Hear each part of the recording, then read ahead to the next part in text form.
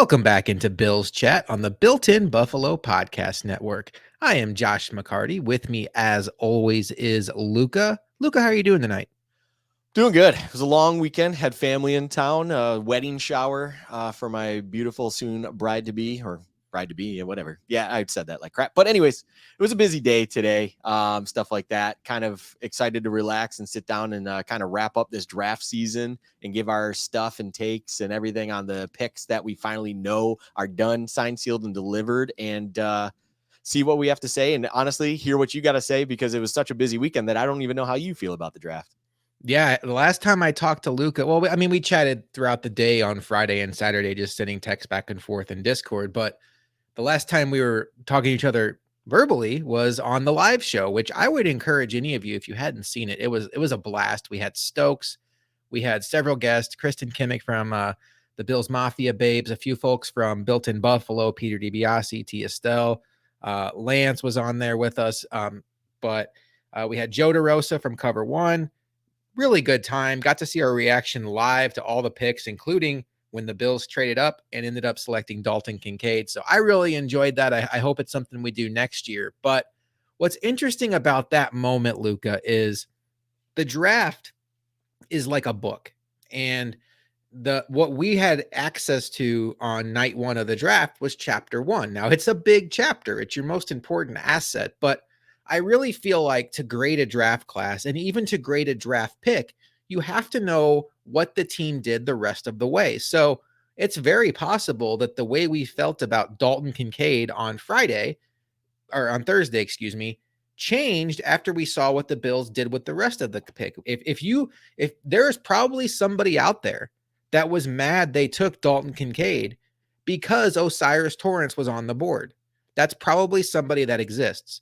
And so by the time Friday rolls around, they're feeling a lot better about the Kincaid pick. So what I'm excited about tonight is to go into all these picks, talk about the roles we envision for these players year one and moving forward, and really just talk about how we like the pick, how we like the fit, and what we're thinking about what the Bills' strategy was in this draft. But man, Luka, this draft season was a grind. And I don't want to speak for you, but I am just ready to kind of take a little bit of a deep breath here tonight and just talk about it and then let it breathe. Yeah, the draft season, as fun as it always is, and I look forward to 2024, especially kind of giving that early look towards the prospects and what it looks like it'll break down. To me, right now, it looks more exciting. I think there's a lot more high-end talent there that we're going to be able to discuss. But coming back to this year's draft and the process and everything that we have been able to do for all of you to listen to us and whatnot, I'm right there with you. I'm ready for it to be over with. I'm excited for this episode, and I like to just kind of bounce things. You know, you and I have a conversation about everything we feel about this draft, but also, yeah, I'm looking forward to a little bit of a cut from all of this, a little bit of a break. Make sure we don't get burnt out and everything like that. I do have a wedding coming up very shortly that I'm excited to come and also go because the stress level of that is just elevating by the hour. But I'm excited for this to kind of put a nice, beautiful bow on top of this year's draft season on the 2023 draft, give our takes on all of this. And I agree with you. I think it's fascinating now coming from the live stream where we saw the Dalton Kincaid pick, gave our opinions, which, you know, if you want to hear them, as Josh said, check them out, the live reactions and everything we did when it came to also the quick hits episode that we filmed basically right on the spot afterwards. You take that, and then all of a sudden you go into day two and you see us take Osiris Torrance, as you mentioned, and even Dorian Williams, and then you take day three, so on and so forth. Now we can kind of really give it a more outsider's perspective on this is how the entire draft broke down. How do we feel about everything, even going back to the Kincaid pick? So yeah, I'm excited for this episode, excited to put that bow on top, get this thing done and dusted, and kind of enjoy the break that is this part of the NFL offseason, hopefully, and then eventually the training camp and everything will be right around the corner soon enough. It'll be here before we know it. So what we're going to do tonight is we are going to go through and give our grades on each individual pick. And these grades are going to be based on knowing what the next picks are. So factoring into my grade on Dalton Kincaid will be the knowledge of what they did in rounds 2, 3, 4, 5, 6, 7 as it went on. So just for those, if you happen to miss it, we'll catch you up real quick. Here's what the Bills came away with in this draft. In round 1, pick 25, they drafted Dalton Kincaid, tight end out of Utah State. Out of round 2, they drafted Osiris Torrance, offensive guard from the University of Florida. In round 3, they got a linebacker, Dorian Williams from the University of Tulane. In round 5, they took wide receiver Justin Florida back from the University of Florida. And then in round 7, they had 2 picks. The first one was pick 230, offensive lineman Nick Broker from Ole Miss. And then pick 252, cornerback Alex Austin from Oregon State. Did Jordan Poyer proud going to his alma mater. Luka, let's start with the first one. Dalton Kincaid. And what a wild ride the first round was. When you look at how players were coming off the board, it wasn't until pick 20 that the first wide receiver came off the board, Jackson Smith-Njigba going to the Seattle Seahawks. But then right after that, Luka, it was bing, bang, boom. Next 4 picks were wide receivers, JSN, Quentin Johnson, Zay Flowers, and Jordan Addison. And at that point in time, you went from a point of, wow, the Bills are in really good shape here at wide receiver, to, oh my gosh, they just missed the wide receiver run. It was I mean, if you watch the live stream, you understand. But if you didn't and you want kind of a cliff notes or just kind of, it was a wild roller coaster moment right there before JSN inevitably went at 20. Because at that point, it was almost, we didn't know what was set to come. And Josh, I believe that was the exact moment where you're like, as Bills fans, you see the board as it is. How are we feeling with no receivers taken? Like, we had that literal conversation live on the spot as the draft is happening. And little did you, myself, or anyone know the next 4 picks would be that run at wide receivers that we've all kind of been talking about through this entire process.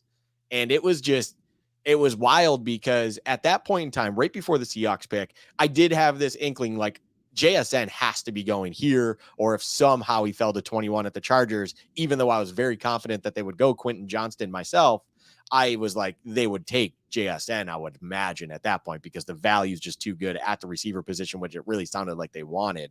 So I was like, there's going to be 1 at least gone, maybe 2, because there are other teams there as well, like the Ravens and so on and so forth, that like you could understand it. You know, the Vikings, who also obviously took Addison. So when we got to the end of that, though, when it became a reality that 4 came, it was just like, okay, now what are the Bills going to do here? Just, you know, where, what was it, about 45 minutes ago, we had that conversation where it's like, wow, we're sitting in a great spot if you like wide receivers here, because none are off the board. And this is crazy to think that not even JSN was taken up to that point at pick 20. So just crazy time.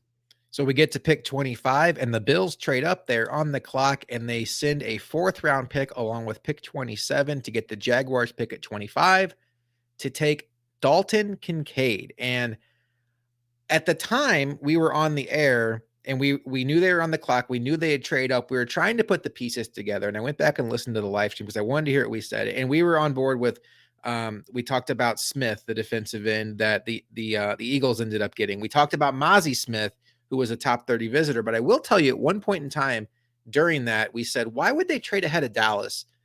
And Dallas is hot after tight ends, and all the tight ends were available. And then we did kick around Dalton Kincaid along with Michael Mayer. They went with Dalton Kincaid. He is the best receiving tight end in this class. He runs routes like a wide receiver. He has great zone awareness. Brandon Beane called him almost like Cole Beasley in a tight end's body with his awareness for how to get open. And at the time, I really liked this pick. It came through with my reaction on the air, because at that point, the way the board fell, I was thinking, okay, well, this didn't work out too well for the Bills. They're going to go ahead and address defensive tackle or linebacker, and they didn't. They got Josh Allen a weapon. And I love the fact that they didn't reach down the wide receiver board, even though there were still some guys there we liked. Instead of going for maybe the 4th or 5th wide receiver in a Jalen Hyatt or a Josh Downs, they were like, no, we're going to take the blue chip tight end that some mock drafts have going as early as 12th overall. And then you see Daniel Jeremiah talk about how the NFL just let Dalton Kincaid fall to the Bills to catch passes from Josh Allen. It deserves everything it gets. And PFF said it was one of their favorite picks in the entire draft. So I've had some time to sleep on it, obviously. I have not cooled on my love of this pick. I think he is an instant starter in their slot. I think the Bills are going to run a lot of 2 tight end sets.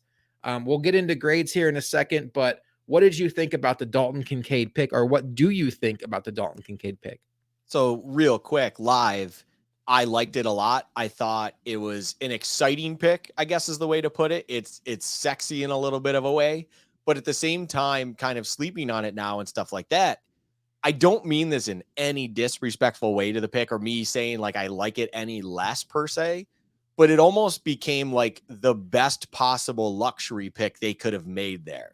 And again, I want to say that because as I'm not being disrespectful in that way, it's just like it doesn't really address any glaring need on the surface, you know, when you come to like positional needs or anything like that. But then when you dig a little bit deeper and you understand where his skill sets are, where he could potentially thrive on this team, and why even a Josh Allen would be very excited, which it sounds like he is, to get a Dalton Kincaid, I even wrote it in my notes. It's like when you dig a little bit deeper and you add this guy, what it really seems like he's going to do, it's not like people are pointing out like the Beasley role, and fill that void that was clearly there. I think you even have to be more specific than that. It's fill the 2020 Beasley role, because what he has the ability to do is not only find those pockets of space and just be that safety blanket underneath. And, you know, Beasley of 2021 would maybe get you 5-6 yards. The 2020 Beasley was actually breaking out some big plays in those moments. On top of that, even when taking the underneath catches, not even just the intermediate down the field where he was finding those pockets, he could actually turn upfield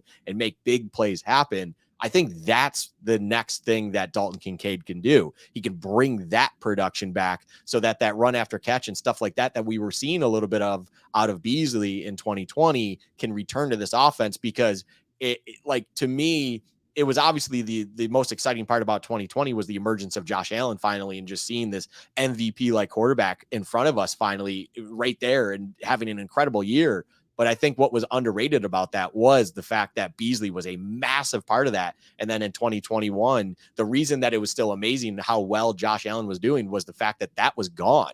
Like Beasley was still doing his own and not bad, but it wasn't nearly as close as what we saw before. So it really was just Diggs heavy, and then everyone else kind of by committee, where you had Gabe, Beasley, and everyone else doing their individual roles a little bit here and there. So I think Kincaid as a pick is really that 2020 Beasley role just for one more time. And it's going to be exciting. Also, real quick, Josh, I've got some feedback. They would love colleges next to these people, which you did when you first said them. So I'm going to just make sure, shout out to the individual. You know who you are. Dalton Kincaid out of Utah. Every time I mention a player going forward, if it sounds weird that I'm forcing in the college, I'm doing this for someone that told me this. So you don't have to do this, Josh. I'm just going to do this because I got that feedback. Dalton Kincaid. I think I said Utah State in my introduction too. So yeah, oh, brutal. Utah, the Utes. Utah, definitely the Utes. I will also point it out now, if anyone's listening at this point, we're 12 minutes in. He did say Justin, Florida, out of the University of Florida. Shout out. It is shorter. All right, let me check my notes real quick, because what did I do here? Justin Shorter, University. So you wrote it right, but you my said notes Florida. are good. My brain is bad. Right. It's right. My brain is mush. Let's talk a little bit about the position. So historically, tight end has been one of those positions where the transition to the NFL can be a little rough. Even a historic level prospect like Kyle Pitts had trouble hitting the ground running. What I think the Bills can do to speed up Dalton Kincaid's usage here and really have him help them in a significant way in year one, simplify the process for him. And the Bills have some luxuries that most teams that have taken tight ends in round one don't have. One, they have a franchise quarterback that, quite honestly, only 4 or 5 teams in the league really have. Two, they already have a tight end in Dawson Knox, so they don't need Dalton Kincaid to go in there and do all the dirty work that tight ends have to deal with. My vision for him this year, Luka, is to really be that big slot. The reason why tight ends struggle to acclimate to the NFL, when you think about what's all on their plate, when they're lining up in line, they not only have to read the defense as far as, oh, wait, is this linebacker coming? Because if he comes, I'm going to stay in and block. Or on this particular play, am I supposed to go out and all of a sudden I'm the hot read? And that's just a lot to digest when you're acclimating yourself to NFL speed and you're trying to understand different blocking techniques and you're trying to understand route concepts and option routes, all of that. For Dalton Kincaid, I would almost fully expect the Bills to say, for 2023, you are a receiver. You are our slot receiver. We want you to focus on being a receiver. Will there be plays where we motion you in like we saw with Gabe Davis last year to help block in line? I'm sure that will happen. Will there be packages where he lines up in line. I'm sure that will happen. But for the majority of the snaps, he will be lining up out wide, lined up on either a defensive back that he's bigger than or a linebacker that he's more athletic than. And it can be, I'm not telling you that every time he's on the field, they're going to throw the ball. That would be dumb. I'm telling you that he will still be responsible for blocking like any wide receiver would be on a certain play, but simplify what he has to do year one. And I think he can help you in a mega way. That's a very, very good point. And it's kind of like we're in a similar mindset here where I'm talking about the production he can add to this offense. And it was that kind of similar slot role. And you're just even saying it, double down. And I agree 100%. It's like, make it easy for him, use him at his best, where his skill set that you just drafted him because of at best points. Like you said, please don't tip your plays and just only pass when he's out there. But overall, right, just make it easy for him. Make sure he's not having to overthink everything, because the worst thing you could do out there is be thinking about everything instead of just letting your kind of natural abilities and just doing things subconsciously just happen for you. And overall, it can work out very, very well, and a lead down the line where he can get into those intricacies of the position and eventually develop as a player at the NFL level when the time comes. Right now, you just want to try to get him as comfortable as possible and just make things easy for him. So yeah, I agree with you. That's a very, very smart way. And hopefully that, is what they kind of go with. We'll get into grades here in a second. I do want, we're going to spend more time on Kincaid and Torrance probably than the rest of the guys, because this is where the meat of the guys that we think are going to come in and help the Bills out year one. One other thing I want to ask you about Kincaid for this pick to be a success. What kind of role does he need to have in your mind, Luka? We just talked about, big slot, all that, but let's talk more about just percentages, because the Bills historically with Josh Allen, Ken Dorsey, even back to Brian Dable, have been a 11 personnel team, which is 3 wide receivers. And what we're talking about here is more 12 personnel, 2 tight end, with really what Brandon Beane called 11 and a half personnel, which I thought was kind of interesting, where Kincaid's on the field. He's kind of a wide receiver. He's also a tight end. It can really put the defense in a bind. How do you match up with it? But I would tell you that if you traded up for this player in the first round, you spent a first round pick on him, you targeted him to add to your offense, your franchise quarterback is texting the GM telling him how excited he is. I think it's a fail if he's only on the field at the end of the year, barring injury, for 30% of the snaps, and he's getting 2 or 3 targets a game. I think this needs to be your new primary offense, your new base package, if you will, on offense. And with that, I'll also add this. That puts the pressure on Ken Dorsey to find ways to utilize this, because we saw last year, to a lesser extent, Nyheim Hines, James Cook come in being described as these movement players on offense that can really be matchup nightmares, chess pieces, if you will, and they just never got involved in the passing game like we envisioned them. And now they'd spent a first round pick on a moving chess piece. And I'm interested to see what Ken Dorsey can cook up here, because if everything goes right, this can be an absolute nightmare of a mismatch for opposing defenses that are going to be constantly trying to figure out, do we go nickel? Do we go base? The same conundrum the Patriots put you in when they had Gronkowski and Hernandez. No, I am not calling Dawson Knox Gronkowski, but it's the same idea. And that Patriots team did not have a Diggs, by the way. But it can really put you in a bind. And if it all goes well, this Bills team can be a headache. I just wonder, with this pick and them being aggressive to get it, they like him. They wanted to bring him in. They wanted to bring in that kind of guy into this offense.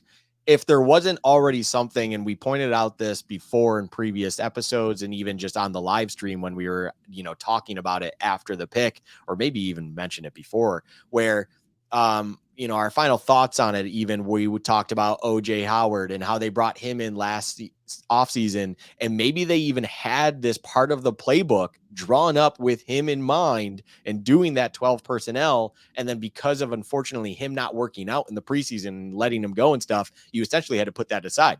Like, is it just sitting on the shelf now where, Dorsey immediately just reached over as soon as the pick was made, dusted it off, and was like, all right, we're going to try to implement this now with this individual in there. And I don't know if there's necessarily a percentage I could put on this when it comes to pass, fail, success, failure, and stuff like that. But I think the number you just threw out there is a pretty solid one when it comes to 30% as being just kind of a baseline gray area where it's like, yes, you would like to see him out there a lot more.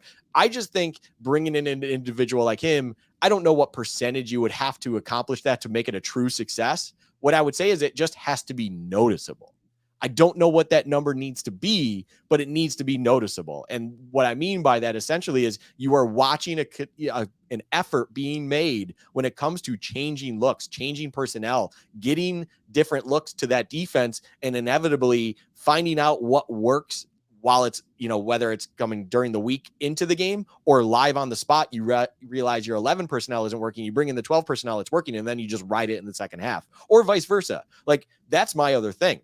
I think if all of a sudden you see them go away from it because, say, the Jets are doing a great job handling 12 personnel with Knox and Kincaid, which had worked the previous week against whoever, it's like, don't be afraid to then go away from it and then go to your 11 personnel and try something else. That's the point to me of this pick. You now are opening up other available options when it comes to different looks, different designs, things you can do with that, and then create those mismatches off of that.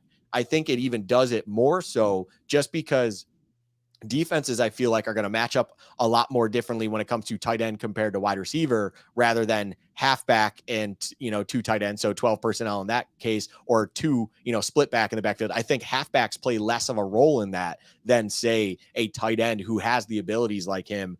And then all of a sudden you trot out a true traditional, more like wide receiver in that slot. So that to me is where success, if they do that throughout the entire season. Like, if you do the entire season where you're really playing around with that 11, 12, whatever you need to do to get him involved, but then also just create confusion on the other side, that to me is success. If they try doing that early and all of a sudden pull it back and they just go to good old trusty 11 personnel and it's just a lot more of what we've been seeing, that to me then starts to get into the failure point of this pick. All right, it's grade time. Let's see what kind of grade we give Dalton Kincaid. I'll go first on this one. I'm going to give this pick an A minus. And the only reason I'm going to give it a minus is I don't love having to trade up in the first round, but I do firmly believe what Brandon Beane said, that Dallas would have taken Dalton Kincaid. And the other reason I'm going to give it an A minus is the Bills are being graded as the Bills, not just on Dalton Kincaid. And I need to see Ken Dorsey show that he can utilize this weapon. So that minus there is certainly the potential to get better, and this has a chance to be an A+ pick. But for now, given the fact that they traded up, I'm dinging them slightly, although probably had to do it to get this player. And they did recover as the draft went on. I do have access to that. They did end up with 6 picks and a couple of future picks, which I am a big fan of. A-, I think that's a strong grade, by the way, because as far as I'm concerned, A- is a really good grade. And that's where I'm at. I feel really good about this pick. And I can tell you, Luka, after having time to think about it, there's nothing else that was available to the Bills at pick 25 that I would have preferred them to do. And I know we're big fans of Nolan Smith, but at the end of the day, it was about getting a weapon for Josh Allen. This entire offseason has been weaponizing Josh Allen. All due respect to Deontay Hardy, Trent Sherfield, Damian Harris. Those are nice players. The Bills need a significant investment in the offensive side of the ball, and they hadn't drafted a first-round offensive player since Josh Allen. So I applaud this. I applaud the move. I applaud the thought process. Now make it go from an A- to an A by executing it properly. So you said a lot of great points there, and I don't need to really kind of reciprocate them because I do share a lot of those points. What I will say is this: I think a couple different things that I don't share with you is kind of my thought of you could have easily sold me just as well on drafting Nolan Smith there as Dalton Kincaid. I think it would have been a very comparable swap for swap. And my grade could have been like, if I sat here and we did end up taking edge Nolan Smith from Georgia, I probably would have the same grade, to be quite honest. And I'll get to that in a second. But then the other point I make is, and I brought it up earlier, it's not necessarily a massive negative thing, but it just felt like a great luxury pick. It wasn't necessarily filling any drastic need. Yes, it's a weapon for Josh Allen and it can create things, but in the same mindset of kind of what you said, to piggyback off of it, I haven't seen enough from Dorsey to feel like now you brought in this thing and I'm confident that it's going to be used properly. and I know it's going to work out and guaranteed be great. And that's where then the luxury aspect of it creates a little bit of a question mark to me. It's nothing about the player. It's more about how he will end up being utilized and stuff. So it's like, okay, if that ultimately you used a first round pick for someone that you don't even know what you're going to ultimately do with, that's where questions are being raised. And I really, really wonder why you even did that in the first place when you could have utilized, say, a Nolan Smith, where I would have more confidence they would know what to do with.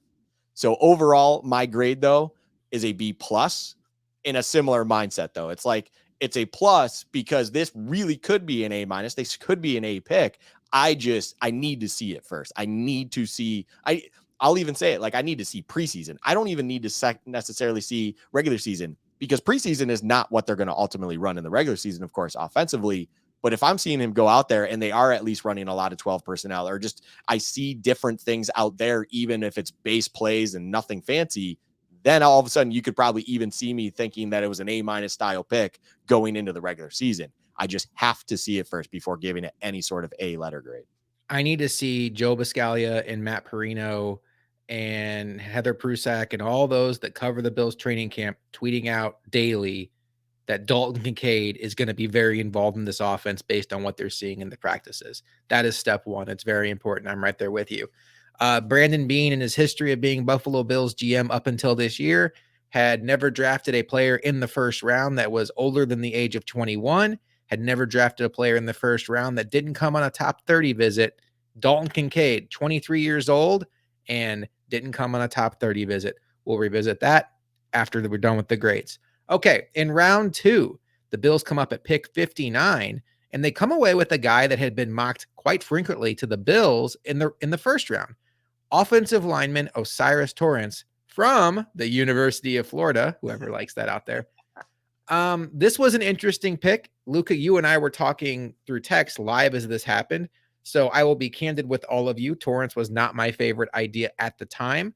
I thought that, wow, you got Dalton Kincaid in the first round and Jalen Hyatt falls into your lap. I think that was my favorite idea because I still am concerned about the fact that Stephon Diggs is going to be 30 years old and Gabe Davis is going into his contract year and we still want to see more from him. And I just thought it was a good chance to add a unique skill set to the pipeline. And having already added Kincaid, Hyatt could now come in and really be more of a role player year one and grow while he develops his route tree. But it's hard to argue the value here, Luka, when you get a player at pick 59 that was commonly mocked in the first, 35, 40 picks. You saw him go in the first round of mock drafts. And I will say, well, I don't want to talk. We're going to go back and forth on this, but I'll say one other thing that kind of confused me was they went out and gave a pretty hefty contract to Connor McGovern. 2 years ago, they gave a pretty hefty contract to Ryan Bates to match the offer sheet from Chicago. They already signed David Edwards from the Rams, who is considered a pretty high-end backup guard, and they still have Mitch Morse on their team. I did not go into this draft thinking that they viewed interior offensive line as a need. So I would say that this is clearly a best player available pick. And for that, I applaud them because I don't think you need to handcuff yourself to a list of immediate needs when you are drafting players for not just this year, the next 5 to 10 years.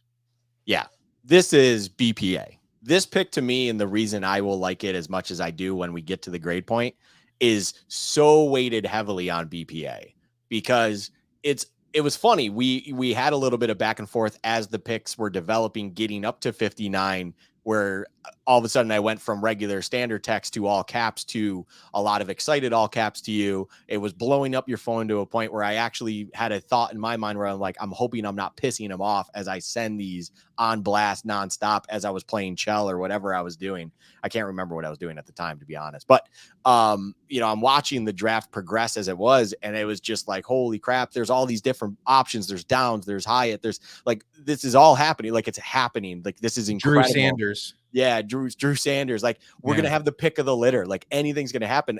And I think you even mentioned it. I could even see them trading down because of how many people are currently sitting there right now that we could easily see the Bills taking. And I genuinely totally forgot to even fully look at the draft board, see who is sitting there. The pick goes in and I see Osiris Torrance. And I'm like, wow.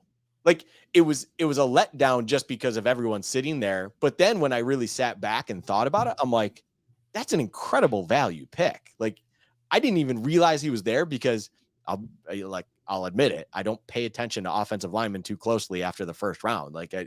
I'm not looking at those guys. They're not the sexy guys. Like, why am I looking at no offense to offensive linemen out there? But it's just that's not where my head's at anymore because I'm just excited to see where, fantasy purpose wise, whatever it is, I'm excited to see the wide receivers, the tight ends, the running backs, and all these guys go. And we're now looking at the Bills here, and it's a lot of different guys we've linked them to and stuff like that.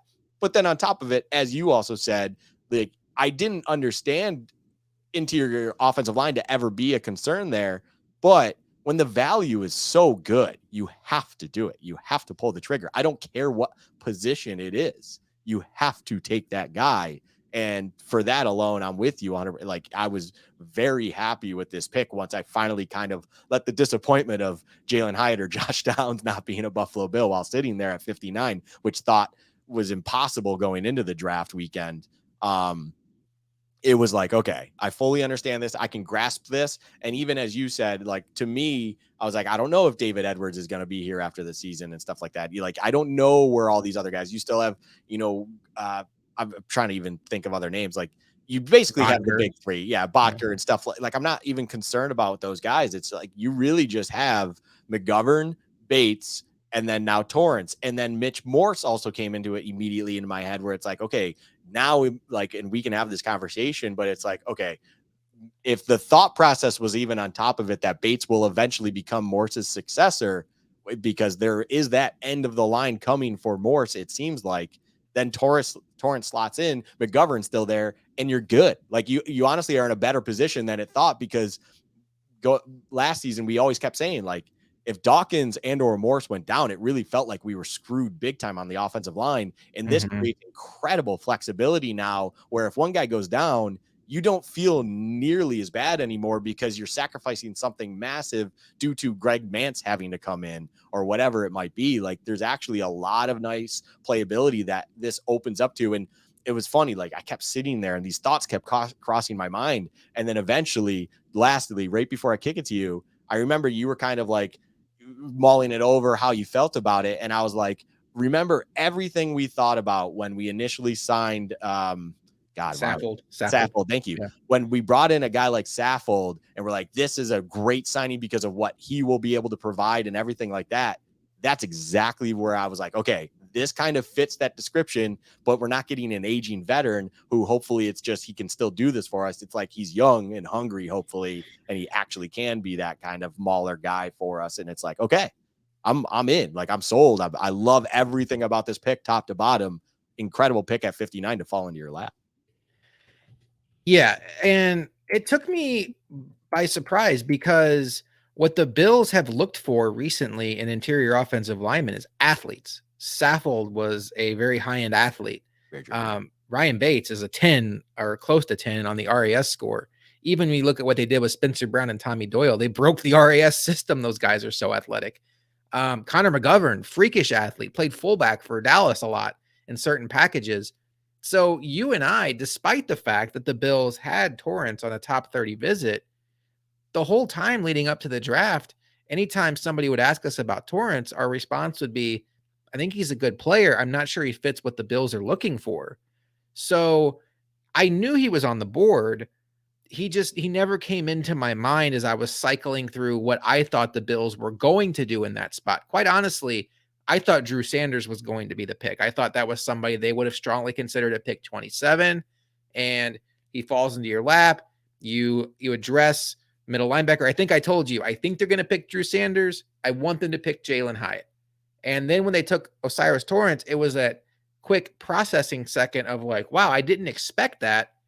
And it's not like it's not because it was a reach.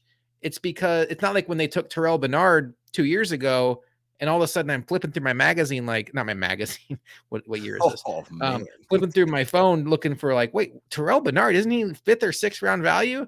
No, I mean everybody knew Osiris Torrance and road grading guard, but just you always envision him going to a team like Seattle or Baltimore, a team that really prioritizes size and power, and they want to build their foundation around a power running game. Philadelphia, Um, so I have a couple thoughts on maybe a big picture conversation, but I will just tell you, Luka, I don't care about Ryan Bates or Connor McGovern. Those guys are fine.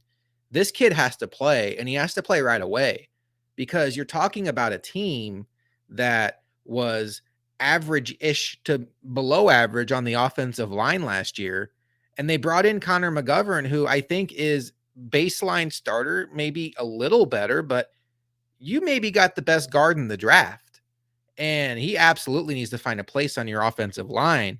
And the luxury that would give the Bills if Ryan Bates finds himself as the swing man on this offense to where he can now back up at left guard, right guard, or to your point, also center for Mitch Morse. Now you're cooking with gas on the offensive line. There is not one interior injury that can tank you. You're not looking at Greg Van Roten coming in off the bench. You're not looking at Greg Mance.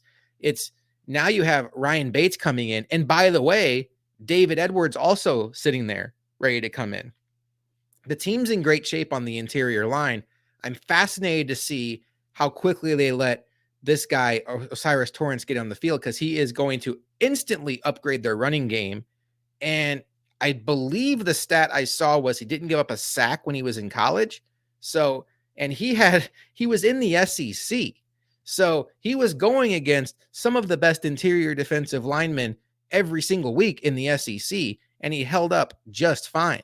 So I think this pick has a chance to be great. He needs to get on the field right away. He certainly should be one of their most talented offensive linemen, but my head is having a hard time wrapping around the scheme fit because now we are 2 picks in and we've seen them take a tight end that is probably going to put them in more 12 personnel and a guard that, while is good at pass blocking, is an absolute road grader in the run game.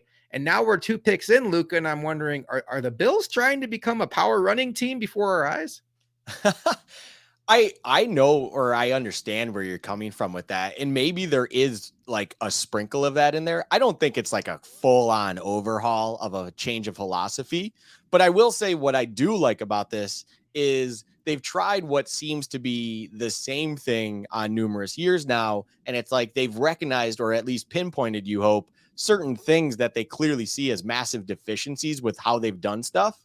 And I'm not talking about like the draft process of evaluating talent necessarily, even with that, but just like what they've had on the field and what has worked and what hasn't. And it's like, okay, how can we actually address that and improve that part of our game? And maybe that is, how can we improve our power running game? How can we improve our run game in general to also complement better? And clearly offensive line was not helping that. So let's go and get the best guard in this draft, especially at that run blocking ability, and do that. I will say this. You make that comment about, they liked freak athletes at the guard position. And I understand RAS maybe didn't have him listed as an insane high score. But when you look at even certain metrics and stuff like that, where it's like he ran a 5.3 140, which historically is right at the middle point. It's not freakish, but it's not a slouch either. He has incredible wingspan. It's 99 percentile, 83 and 7/8 inches. Like, he has incredible athletic attributes and measurables to him that actually make it seem like he might be a little bit more athletic. I mean, he's 6'5", 330 pounds, and he still is 50th percentile with his 40 time.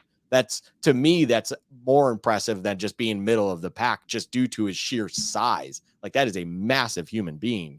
I think there's a lot to love about him, and I'm with you 100% when it comes to the comment about he needs to be playing day one. This guy on paper, and you are correct, by the way, in his 4 years starting in the college level, which he wasn't in the SEC that entire time, I don't believe, but overall, he has never allowed a sack in his entire career. That is over 3,000 snaps. He has never once had a sack credited against him. That is just remarkable considering just all the diverse talent and everything you have been across from. And he has been perfectly fine handling his own business. And supposedly pass blocking is kind of the thing that's lesser in his game compared to the run blocking.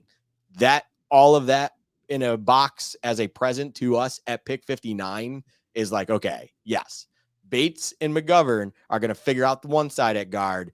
and this guy is going to be starting on the other side. This is going to be probably your starting right guard to me. It's like, this is your dude right there. Get him comfortable. Let him grow into that position next to Spencer Brown or whoever it is at right tackle next to him. And it's like, let him figure it out. And the best part about that is if it really starts working out from day one, because he was potentially a first round pick and everything like that, and maybe Kincaid isn't getting the production you want, it is very easy to forget about that, because the biggest kind of sore of this offense, yes, there's been, receiving production that was a problem, but it was always back to the offensive line, back to the offensive line. And if you can shore up that right side a little bit more, which has been the glaring issue to the point where Josh Allen even looks like he's hearing footsteps because of it, it all due to this pick. A lot of these deficiencies or things you might not like about other picks around it will go away very quickly, because this is a massive help to something that we didn't really even think was there until it was finally put in front of us. All right, let's grade the pick. I graded Dalton Kincaid first. So I'll let you have the honors of going first here on O'Cyrus Torrence. Ooh, perfect. I love getting this one first, because I said it before.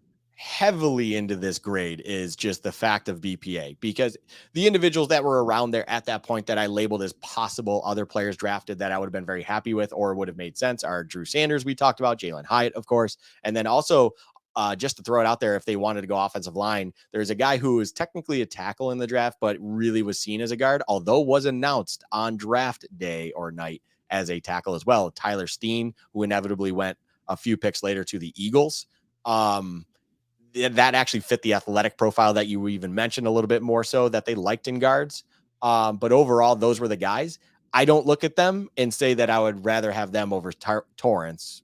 Honestly, and it might not even be that close. I would love to see Jalen Hyatt. I'm with that, like, as a player, but just when it comes to value on top of it, like, the value of O'Cyrus Torrence is just so much higher there than Jalen Hyatt to me, just because of all of a sudden the growing things that it brought to my mind of what he can do. So overall, my grade is an A-.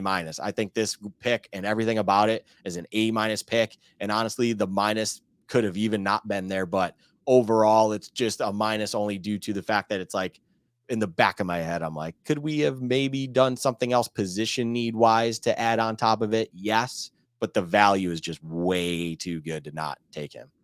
We're sharing a brain on this one. I'm going to go A- as well. I'm still a little confused about what I think is a scheme fit, but I'm going to again applaud Brandon Beane, because we're 2 picks in. You said it about tight end, not necessarily a need. Guard, we already outlined, not a huge need. Brandon Beane stuck to his board and took the best player on his board. And quite honestly, I don't want a GM who looks at the fact that we may not have the most ideal linebacker situation in 2023 and says, well, I'm going to go draft Drew Sanders, who's here on my board. If you're watching on YouTube, you can see my hands. It's a little lower than the other hand. Whereas I have this guard who's just standing out above the rest. What's interesting about how he said this with O'Cyrus Torrence is they had calls to trade back and they didn't even consider it because of how high he was sticking out on the board. He started, I had this tweet here from our podcast account. O'Cyrus Torrence started 34 games at right guard in college and played exclusively on the right side the last 3 seasons. I would expect he slots right into the right guard. He needs to be on the field. This grade goes down in a hurry if training camp's 2 or 3 weeks in and he's still rotating in with Ryan Bates or Connor McGovern, or he's getting even less snaps than those guys because they're the incumbent starters or the veterans or the higher paid guys. That's nonsense. Get this player on the field. He's a high prospect. And I will tell you, I will retroactively change this grade in August if it sounds like he is not on track to be a day 1 starter, because he absolutely should be. All right, Luka. In the 3rd round, the Bills make their first defensive selection in this draft, and they select linebacker Dorian Williams out of Tulane. Dorian Williams was a popular guy on Mock Draft Wednesday for Bills Chat. I think he popped up in almost all of our mock drafts. Interesting player, similar size to Terrell Bernard. I think, how do I want to say this? I think there was way too much we just drafted Terrell Bernard again on Twitter. And I know this is a sticking point for you. So I'm actually just going to shut up. I know you have stuff you want to get off your mind. I don't want to steal any of your thunder. I'll pick up after you're done. Let's talk about Dorian Williams and what kind of fit you think this is. Yeah, I was quickly looking at Twitter, and yes, Josh runs our Twitter account, people, but I do very closely pay attention to everything that's going on in the Twitter world myself and see the mentions, see the comments and everything. I DM Josh about a lot of them all the time and laugh about it, whatever it might be going on. Not that I'm laughing at people per se. I'm just saying I see it all just as much as he does. What I will say is, very quickly was I understanding where it was going. And this is just not even on Twitter. I was seeing it in group chats and stuff. I'm not going to say names or anything like that. It was just like the amount of negativity towards it, where the immediate reaction was, but we just took a Bernard round 3 last season. And on the surface, I can fully understand why that's the gut reaction, but it can't be the crutch that makes you absolutely despise this pick. Because if that's the only thing you understand about it, and you look at it and you go, we can't be doing this. We can't take another undersized linebacker. This is ridiculous. It's a failure in the process. All of these different things that had been thrown out immediately after the pick. I think that's uneducated. I think that's just reckless. I think that's stupid, because on the surface, it may appear by that. And I really appreciate what you said to even go into this. It's like, the similar size, the measurables of some capacity were there where you can maybe make that comparison. But that's really where it kind of stops with these guys. Because when you looked at Terrell Bernard at Baylor and you watch that tape and understand who he was as a player when he was at Baylor, because I'm not talking about anything he did for the Bills. I'm talking about what the Bills understood they were getting when drafting him. And then you look at Dorian Williams, to me, and I'm assuming to the Bills as well, they are two completely different style linebackers. Because when I look at Terrell Bernard, I see what I think they also believe they saw, where it came to an athletic coverage style linebacker, can be a true athletic off ball. He's not going to be the guy who's trying to nose down the ball all the time and stuff like that, and can get lost in the shuffle due to his size limitations. But overall, he's got that quick twitch enough to be a coverage style linebacker, hopefully down the road. And then obviously we saw him on the field, and it didn't even seem like that was possible for him, possibly due to things between the ears, stuff like that. Just the game speed was not something he was able to adapt to. When you watch Dorian Williams, I see basically a guy in the frame of a smaller size linebacker, but is trying to play like he's 6'5" and is just basically nosing down the ball, thumping the carrier, wants to go sideline to sideline or downhill. He is doing everything in his power to get through blocks and everything like that and try to get down to the ball carrier as quick as possible. He is a nose down headhunter at times, where it comes to just trying to get to the ball carrier as fast as possible, and then has that smaller elite athleticism to him that he can do that with his long arms as a sure tackler. And that's where, I think also those Bean comments, which I'll let you talk about a little bit more, may have also fueled the individuals who are being negative about the pick, the initial comments made by Bean. But overall, I loved how he backtracked it and then immediately came out about what the mindset was with him, because that's where I was every time we mocked him, Josh. I genuinely believed him to be potentially a nice long-term fit for the Bills, because he's a sure tackler, which we all know they love in both DBs and linebackers. And on top of it, he just loves to go sideline to sideline and has the athleticism to do so. He's a little shorter and stuff like that, but you can beef up a little bit when it comes to your actual weight and stuff like that. And he wants to get at it. He wants to get to the ball, and you could eventually develop into potentially a small Mike or whatever it is. They have done it with other guys in their past when it comes to McDermott. Like when Kuechly was gone and you'd watch the Panthers back in that era, Thomas Davis, not the biggest of individuals, but I don't think anyone was out there questioning him as their Mike linebacker when he would do that. He would be listed as a left or right side linebacker depending on the season, but there would be times that he would be lined up out there at the Mike position, and he did perfectly okay doing so. So I'm not overly concerned about it, and I thought it was a little ridiculous for the amount of negativity that this pick is going. I can get that you might have wanted something else there. There are players out there that I agreed were there, like a Siaki Ika, that I even had on my kind of, I like this guy a little bit. I think he could be a nice fit on the interior defensive line. But overall, to just slander this guy because of seeing the failure that looks like Bernard is just stupid to me. So Brandon Bean, in his post-draft press conference, said one of his things that he wished he had come out of this draft with was a defensive tackle, but the value never lined up. And I'm with you. Siaki Ika was one of those players where in the third round you're thinking, oh, this lines up with what they need. So that tells you the Bills just didn't value him as much as Dorian Williams. Prior to the Williams pick, the linebacker situation got a little depressing. The Bills had the 28th pick in the third round. At pick 22 and 23, Henley and then Trenton Simpson went off the board. And then at pick 27, Overshown went to the Cowboys. So just unfortunate. The Bills were not in position to trade up to get those guys. I think, after trading up in round 1 to get Kincaid, Bean was certainly not going to be aggressive again. And that's the right move. You don't want to do multiple trade ups if you can avoid it. So I'm not faulting him for that. I'll tell you, I posted a meme to our account that got a lot of traction. The 3-headed dragon, where the 2 dragons look fierce and angry, and then the third one just looks super confused. And I put round 1, round 2, round 3, with round 3 being under the confused dragon. And people, it got a lot of traction. People loved it that hated the Dorian Williams pick. People were like, why do you hate this kid? And I posted that because I had just listened to the Brandon Beane press conference on Friday night after wrapping up day 2.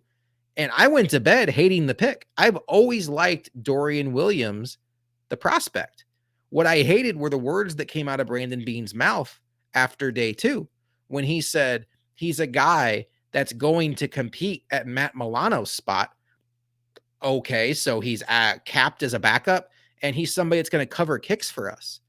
And while I can respect the fact that a third round pick on a Super Bowl contender in a weak draft, all of those things I think are very true. We saw kickers going off the board in round 3 and round 4. If you want to know how shallow this draft class was, I can respect the fact that your third round pick might be covering kicks.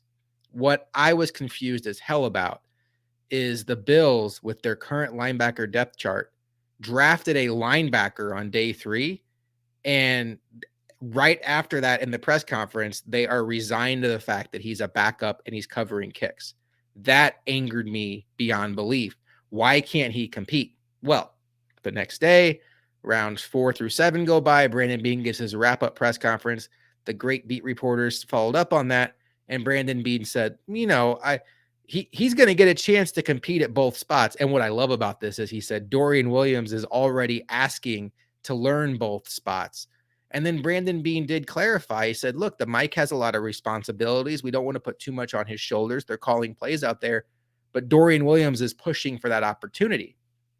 So I feel a lot better sitting here today, because it sounded to me after Friday that the Bills had pretty much been closed off to the fact that he would be anything but a Matt Milano backup. And that to me is not good resource usage in the third round.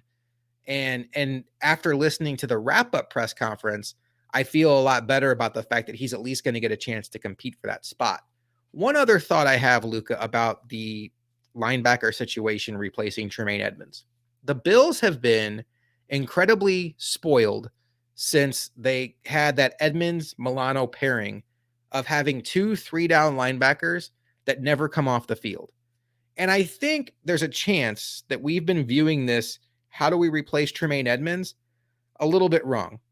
I don't necessarily think it has to be one player that replaces Tremaine Edmonds. When you look around the league, these 3-down linebackers don't necessarily exist at every position on every team. Matt Milano is still a 3-down linebacker. I could absolutely see a situation where early downs you have Tyrell Dodson, AJ Klein, more run situations where you expect them to have to take on the blockers out there, Balin Spector. You get into the passing situations. That could be a situation where you see a Dorian Williams or even a Taylor Rapp come out there and be like a dime backer. I think this is going to be a strength in numbers situation. And it's not going to be a, hey, Terrell Bernard, go out there and be Tremaine Edmonds. It's going to be, hey, Terrell Bernard, go out there and be 20% of Tremaine Edmonds on these downs. And then, hey, Balin Spector, go out there and be 20% of Tremaine Edmonds on these downs. And then, hey, when it's a passing situation, Taylor Rapp, Dorian Williams, whoever you like in those roles. I started thinking about this, Luka, and I'm starting to really wonder, maybe the Bills don't anticipate just one player taking over that role. Yeah. So I haven't had that as my full thought process on this, But when you didn't see the free agents come in, such as, Levante David or any of these guys that really felt like they would fit that spot and everything like that, and they just let the market be what it was, and then went into this draft where you had your Jack Campbell, which everything happened with Jack Campbell that it did, and then it was just a bunch of other guys that really fit a different mold, like Dorian Williams also fits. It just, to me, started being trickling in my head, this thought that you are sharing right here. I'm so happy, honestly, you brought this up, because I feel like it's something that maybe individuals need to do. And then when I even look at it, like, look at the Kansas City Chiefs, for instance.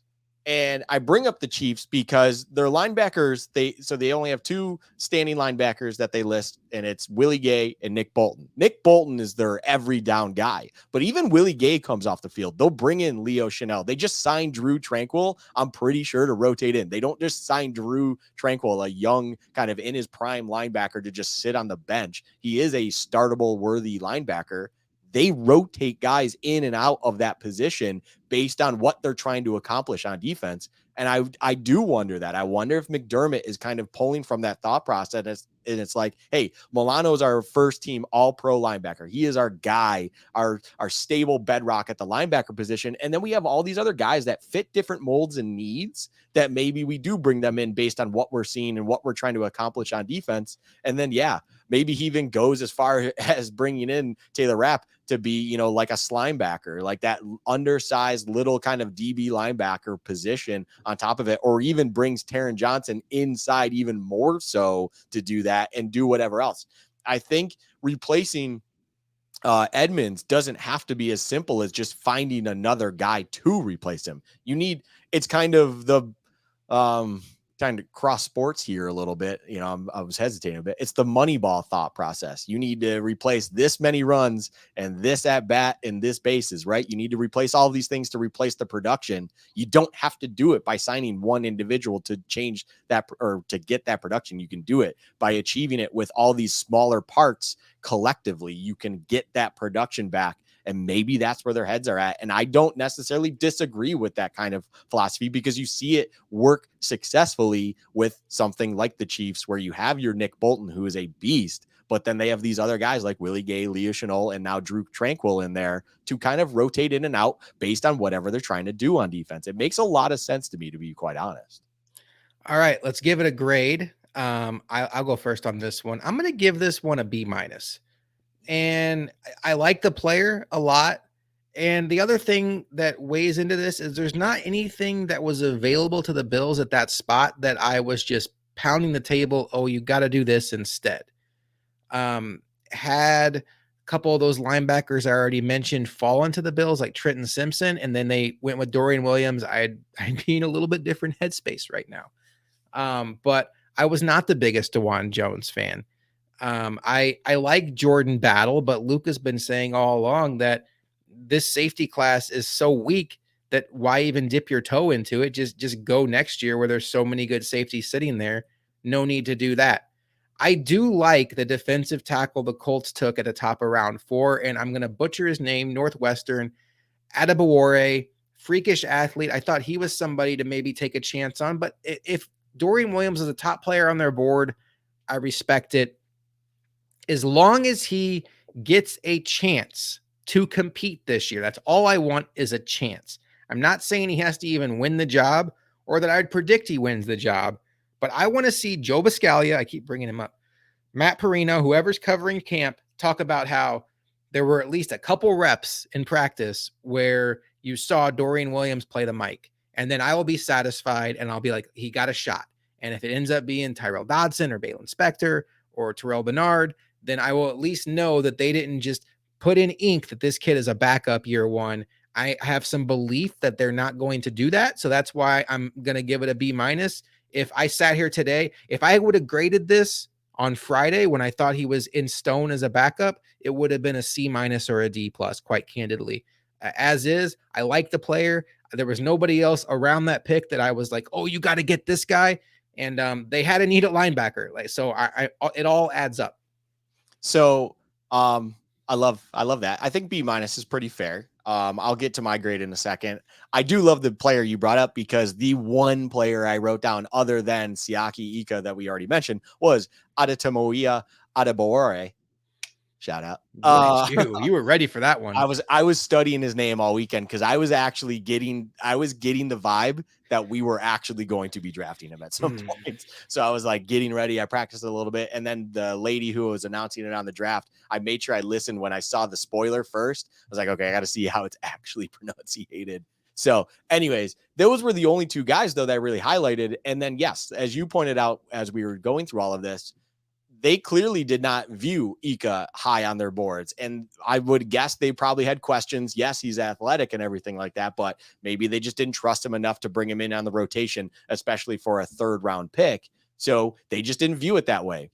Overall, the thing I actually kind of liked about this pick the most, Josh, was yes, linebacker is somewhat of a need and probably looked at as one of the more bigger needs on this team. And that production left there, that is a whole of Edmonds' production from last season. But overall, to me, this is also a bit of an acceptance that Bernard pick probably wasn't a good one. And you need to accept that sooner rather than later. You're not trying to dig yourself deeper because of that pick and you want to see how it works out. It's like immediately you have this other guy sitting here and it's like, okay, we might have to accept failure on this. Let's go get another guy who can hopefully actually do things that we need him to do in that role. And then on top of it, he's excited to maybe potentially become that maybe small Mike or whatever he can develop into. So I gave it a very solid flat B. I liked the pick. I liked the player. I liked the mindset. The only reason I gave it a B and not a B plus or anything like that was just simply because I have a little bit of a preference when it was like at that point in time, there were guys, in my opinion, that were defensive linemen that I was like, they're probably going to get more production out of them immediately because they like to rotate their D-line more. And I just think this is not necessarily a pick that I view as an immediate return as much as I want it to be. And overall, based on comments and things like that, it's where I'm like, oh, I would like something that's a little bit more immediate return, especially from what we saw from that Bernard pick and the lack of immediate returns last season. So it's just, to me, an overall B, but it could move kind of like what you said with Osiris Torrance. If in camp they're loving him and everything like that, and he becomes a legitimate, like, regular player and rotational when it comes to linebacker, or maybe even just flat out impresses the hell out of him and becomes the regular, I could easily move this to an A really quick. We are 3 picks in. We have 3 players with paths to playing time that are very realistic, and that's a good thing. So we'll see what happens with Dorian Williams, where they slot him. As long as they give him a shot, I'll keep it in the B range. If not, again, Thursday night, it would have been a D plus. But let's go a little bit quicker here through the day 3 picks. We're about an hour in. We wanted to hit the meat of the draft, but we do want to talk about these guys they got on day 3. So I'll just kind of give a quick overview and we'll get into our grades. In the 5th round, I'm not going to say his name wrong this time. I know his name is Justin Shorter. I said Justin Florida for some reason, but his name is hilarious because for a guy named Shorter, he's the tallest wide receiver in the room. They get Justin Shorter from Florida. Luka, I really liked the process that led to getting Justin Shorter. The Bills moved down and recouped picks. They got back the pick, not the exact pick, but they got back the quantity of picks that they started this draft, having spent 2 to get up and get Dalton Kincaid in the 1st round. I love that. The other thing I will tell you, Brandon Beane loves 7th round picks. I said this on a Twitter Spaces with Uber Hansen on Cover One on Saturday before the draft even kicked off. Look for Brandon Beane to trade down today. He loves 7th round picks. And the reason why, undrafted free agents don't want to come to the Bills because it is a hard roster to make. And these agents are looking at these rosters and they're like, I want to get you to a spot where you have a shot to make this roster. And teams like the Bills, teams like the Chiefs, teams like the Eagles, teams like the Bengals, they get left out in the cold a lot with these undrafted free agents. So the trick is get a lot of picks in the 7th round. And that's where you start taking guys that you have priority free agent grades on. And we saw that play out here on day 3 with the Bills. I love the process that led to them trading down and getting him. I also really love his skill set. He adds size to the room. He's a good deep threat. He was a top-notch high school recruit. In fact, he was a higher high school rated recruit than Jamar Chase and Jalen Waddle and St. Brown from the Lions. Obviously, it didn't pan out that way in college, but he has good deep speed. He still has some issues with his route running. My favorite thing about this pick, though, Luka, he comes into the league with 4-phase special team experience, and Brandon Beane called that out in his press conference. And what does that mean? It means there is zero risk of this kid getting Isaiah Hodgins while he's developing, because he's going to be on the 53. He can be a core special team player while he learns how to be an NFL receiver. There's no need to put him on the practice squad. He's going to contribute from day one, so you can grow him the next couple of years without any risk of the Giants coming in or the Eagles coming in and grabbing him off your practice squad. And I love that, because the Bills are in a tough spot where a lot of their day 3 picks do get put on the practice squad. And then you see guys like Jack Anderson and Rashad Wildgoose get plucked before we ever get a chance to figure out what those guys have. We lost Isaiah Hodgins. So all of that, with this ball of clay that was one time a top-notch high school recruit in Justin Shorter, going into the mix and getting one of the few prospects in this draft, this short, small slot wide receiver draft that actually has the body type and the physicality to one day potentially be an X in the NFL. I was thrilled with this. He was a top 30 visitor, so we knew the Bills were sniffing around him. I thought this was a really strong pick. Yeah, I don't have too much more to add to that. I think first and foremost, very impressive on your research. I don't know if you did it yourself, but to understand where his recruiting rank was, I was aware of it, but I wasn't necessarily sure, because I know you are not as big into college and everything like that. That was the whole thing. I was like, the only reason I knew his name was because he was an 8 overall national ranked guy, the number 1 wide receiver, as you mentioned, and everything of his what you call it. Why am I blanking out? Recruit class. Thank you. Yeah. I said thank you to no one. Thank you, myself. Yeah, thank you, myself. I'm getting late here. But yeah, overall, it's like there's the high end, process or prospect that is what he is. And then there's other things like he's 229 pounds. So that's a big boy. He's 6'4", and he's got a wingspan that's 82 3/8 inches. I'm pretty sure he was ranked as high as he was, because if you looked at him just as a body, you're like, holy crap, this guy is just lengthy and huge. Like, he is just a big SOB. So yeah, and he still ran a 4.55 for being as big and heavy as that. Like, at wide receiver, that's a pretty impressive, in my mind, 40 time. And then he's got a broad jump. That's incredible too. But overall, like, the athleticism of him is really nice. So then, yeah, if you can just ease him in on the 53, get him playing meaningful special teams reps, and also bring him in if you need to and stuff. This is where tipping plays might occur, but they were doing it with Kumaro anyways when it comes to just bringing him as a run blocker, which he seems to be very good at, apparently. It's like, I actually like the pick a lot, because there's a lot of upside there potentially. And then also on top of it, there's no pressure for him to have to do anything. So on top of it, he can just live in the depths of the roster and just develop on his own pace, and hopefully develop into something meaningful, which clearly seems like there is potential there. So I like a lot about this pick, especially for being a 5th round grade. I can't believe I'm saying, or a 5th round pick. I can't believe I'm saying this that much about a guy that deep into the draft. And he has his warts, but it's funny because through this draft process, we talked a lot about Quentin Johnston as one of the few big receivers in this class. And we kept saying, I wish he played bigger. I wish he was better at the contested catches. Justin Shorter is a beast on contested catches. Everything about it makes perfect sense. It's exactly what I want in a day 3 pick. We already know where he's going to contribute year 1. He is going to be a core special teamer. He's probably going to be the gunner that runs opposite Saran Neal in that spot vacated by Taiwan Jones. And the Bills are going to be in great shape there, and they can just continue to develop him. One other thing I learned, Adam Henry, their wide receiver coach, was coaching in college at the time and spent a lot of time with Justin Shorter on the recruiting trail. And that relationship, I think, is one reason why the Bills went out there and pursued him so much and put a top 30 visit on a kid with a day 3 draft grade. I think the Bills are empowering their position coaches to have a larger voice in the room. I do want to have a conversation when we're done here about the process, how I saw it play out. Let's get to grades. I'll knock mine out really quick. This is a solid B for me. The only reason I'm not going to give it an A is because, it's day 3.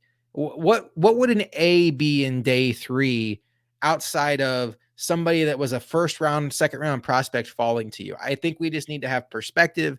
I see what his role is going to be. I see his upside as a potential developmental player. I think the Bills did great for that spot. The value makes sense when you look at the different draft guides. Everything about it is strong. I love the process of trading down to get him. I heard his press conference. He is not short. He is not short on confidence, which I love. And it wasn't cocky, but you can tell he believes in himself and he's got a chip on his shoulder about where he went in this process and kind of being viewed as, basically a college bust, a guy that, was a top recruit and then ended up being a fifth round pick, which fifth round pick in the NFL. You're still like the 1% of the 1% of athletes in this world. But I think it's a good chip on his shoulder. And I'm excited to see where this goes. I think I'm a little bit more critical than you, and I'm not going to go like too long-winded with this, hopefully, but I'm a little bit more critical than you on the grade overall. I just want to, again, B minus is what you gave it, or B? It's just B. B. Okay. Yeah, definitely a little bit more critical than you, because I do think there is something there when it comes to, you're a top recruit. You're supposed to have all this potential. And yet you look at your production as a 5-year, senior and everything like that. And he never eclipsed, if I'm looking at this correctly, 600 receiving yards in his entire career within a season. And so it never seemed like it worked out too much. And there has to be something there to me. But I don't think that's the end of his career and he's going to be a bust because of that alone. I think the potential's still there. It's very, Josh knows, and I know anyone else that lives, I love potential. I love athleticism. I love it. Just because it didn't work here at A doesn't mean it can't work here at B. It just needs to be the right environment. And you need the right mind and individual talking to that mind to get it and uncrack the code there. So, but because of kind of those things when it comes to why didn't it work out, and there's 5 years of evidence of it not working out as much as you would think it would for a top recruit such as himself. Overall, I gave him a C plus. The plus is there for the potential and stuff like that. But really, when you're falling to the 5th round and you were supposed to be a lot better in your career and stuff like that, and then even like he does have a lot of great measurables and whatnot, but like his cone drills and stuff like that are like, his 3 cone drills is 7.35, which is in the 3 percentile of history. That is very low. So that's like, you have enough concerns for me too, where it's like maybe the athleticism, even though you have that size, isn't quite there. We'll have to see how it goes, but I'll give it a solid C plus. I think there's exciting potential. I share kind of some of the excitement you have, but I think there's a little bit more rough around the edges with him that I'm a little more cautious. I think at the very least, maybe you get your next Saran Neal, where you take him on day 3 and he becomes a special teamer for the duration of his entire first contract. And then you kind of see where it goes. But the upside's there. I'm excited about it. We'll see what happens. And I think, the high end here is you have your Gabe Davis replacement in a year or two. In the 7th round, the Bills, after trading down a couple more times, picked offensive lineman out of Ole Miss, Nick Broker. And interesting pick here, another guard. This is a guy that's played tackle or guard in college, but his frame, his size leads you to think he's much more of a guard in the NFL. Team captain, more of a technician than actually physicality goes. Solid all-around pick. My thing here is, I don't know what the path is for him to make the roster. We just talked about it with Osiris Torrance, how loaded they already seem to be at guard. When you talk about Torrance and Bates, Edwards and McGovern, and now you throw Nick Broker in there and whatever's going on with Ike Botker. So my one pause here is, did you set him up to fail, essentially, by taking somebody who really, outside of just coming into training camp and setting the world on fire, is going to be on your practice squad and then at risk of being lost? That doesn't have to be a bad thing. It's a 7th round pick. Not all 7th round picks get plucked off practice squads, but I'm having a hard time visualizing the path. Injuries do happen. It's a real thing. Brandon Beane did say, again, it's amazing how often this happens, he was the best player on their board. Dane Brugler had a 5th round grade on him. So that's, in the 7th round, that's a pretty strong value. So I'm not even going to let you talk about him, and then I'll just give my grade real quick and kick it to you. I'm going to give this one a B minus. There's not much to dislike about it. The value seems right. They're feeding the trenches again. My one gripe here, I think I would have liked to see the Bills maybe take a shot on a running back, because right now they only have 3 under contract, although they did add Jordan Mims in undrafted free agency. But we're talking about the 7th round. There's nothing they could have done in the 7th round outside of drafting a kicker that would have just annoyed me because it's like, oh, this guy's not beating out Tyler Bass. So it makes sense. It's a solid pick. It seems like good value. And he has an uphill climb to make the roster, but what 7th round pick doesn't? You are the glaring light to this pick that I am not. I don't understand it. I just flat out don't. 7th round to me is lesser BPA than at that point. And look, maybe it is and stuff like that. But we talked about Torrance and everything it does. You brought up that point. Where is the path to playing, if at all? And I'm like, I don't see him being better than 5 interior offensive linemen, 6 interior offensive linemen already on this roster. You have this 7th round pick. The pick right after it is a guy I actually do know because he went to Arizona State. It's Nesta Jade Silvera. He's a great, just simple run stuffing defensive tackle where it's like, I could easily see a playing like path to playing for him way more so than Nick Broker. And again, I don't know how they ranked these guys. I'm just saying like, to me, it just feels like a throwaway pick. You're bringing this guy to see how it is. Maybe you strike gold, but like I'm from the outside looking in, I just don't see how he makes the roster. He's going to end up on the practice squad, I would imagine, unless he gets picked up somehow by, the Colts like last year where our one offensive lineman late round just got picked up. Was it Luke Tenuta or whatever? Luke Tenuta. I'll never forget the name for We were not sad to see him go, by the way. No, not at all. Took one look at him like, whoa. But overall, it's just like, I just don't understand it. Stuff like that. The running back comment you made too. Lou Nichols, the third from Central Michigan. You brought up the backup from Texas that I cannot think the name. Roshan Johnson. And you were like, I like him because he's a bigger back. He's going to add kind of stuff. He's a little bit more patient runner. You want a poor man's version of that? Hello, Lou Nichols, the third from Central Michigan. That's literally what he is. He's a bigger, patient runner who's in there for like tight goal line situations and stuff. He was on the board at that time. It's weird to be critical about a 7th round pick, but when I am looking at one thing when it comes to how is this guy going to make the roster, and I really don't understand how that's going to happen as long as Osiris Torrance isn't a complete bust and our depth is what I expect it to be. And then on top of it, there are other things that I think maybe could have had more value of making and cracking the 53. I flat out just don't agree with the pick. I don't care what the value is at that point because a 7th round pick, I would like to be thinking more of how can this guy make the roster, let it, and not being like, well, the value's too good, even though he probably still doesn't have a path to the roster. I just don't get that. So because you have him on control, you have him on wage control. So all that said, everything like that, I give it a D. Okay. I am just not a fan of the pick. I'm going to change my pick to a C+ because I just happened to look at my notes and I had forgotten that a couple picks later, 5-6 picks later, the Colts took Jake Witt, offensive tackle from Northern Michigan University. And to me, Jake Witt was like the perfect guy to take in the 7th round. A 1-year starter at tackle, had been a tight end his entire college career, and he played well, but he's just super raw, but super athletic. The Bills have struck gold at tackle in their history by taking a college tight end once upon a time in Jason Peters and teaching him how to play tackle on the fly. I think given the fact that Tommy Doyle's coming off of an ACL injury, David Quessenberry kind of is what he is at this point. You don't know what's going on with Spencer Brown. I would have rather seen the Bills roll the dice on a Jake Witt or a tackle like that versus a guard that we've already kind of established is really bound for the practice squad, if he even is high enough there. And it sounds like value-wise it made sense, but again, like what's the path to making the team? I think that needs to take precedent over like what your board is saying in the 7th round. With the last pick of the draft, Luka, the Bills take a defensive back, Alex Austin out of Oregon State.